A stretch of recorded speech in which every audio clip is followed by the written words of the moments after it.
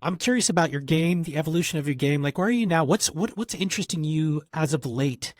Boy, that's a great question. Megan teaches a class called Creativity in Jiu Jitsu. In this Creativity in Jiu Jitsu class, she creates different semesters, let's say, of like what we're working on specifically, but it's not moves, it's ideas. So because we're White Lotus affiliated with Avatar: The Last Airbender, not affiliated with, but that's where our name comes from. She made this semester, if you will, about how can you roll like you were an airbender? How can you roll like you were an earthbender, firebender, waterbender? If you've never seen the show, then it might be a little confusing. An airbender can manipulate air. A waterbender can manipulate water. Okay. The avatar can manipulate all four of them. That's the concept. So in her class, I'm going to use air as an example. The way that I roll now is like an airbender naturally. Like if I'm, that's like an airbender doesn't bring things to tension. It just goes with everything. It's not trying to fight anything, that kind of thing. Whereas like earth, you could kind of picture is like solid, good posture, good holding everything, right? Like that would be an earthbender. So going through the process of, okay, today I'm going to roll like an earthbender, which is my fourth thing. Like I don't like to be heavy. I don't like to use pressure. No other reason that I'm 165 pounds on a heavy day. So like for no other reason than physically, that's normally not my game. But okay, today, for the next month and a half, we're rolling like earthbenders.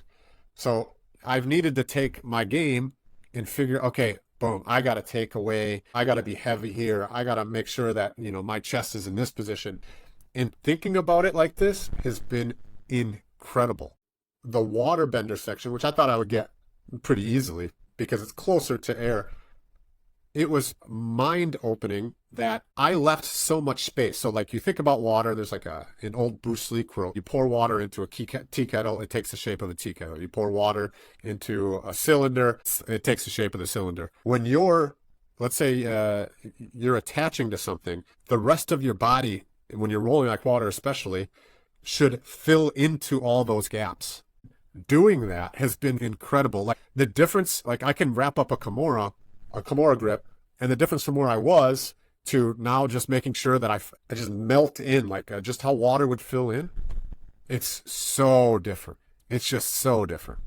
She created this like PDF of the four elements and then like what martial art it was based on, and then like her interpretation of what that is for jiu-jitsu. She was a high school teacher. So she looks at jiu-jitsu teaching as an actual teacher. Right? So she preps lesson plans. She have a curriculum, but it's not the same as prepping lessons plans.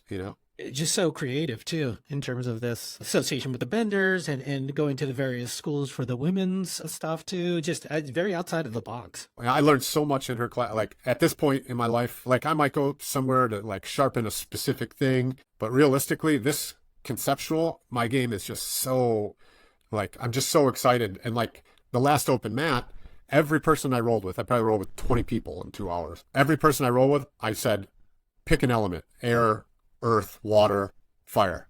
And they would pick, and some of them were confused, right? Because they'd pick, and then that's how I would roll. They're kind of picking their own Your poison. picking their own poison, exactly.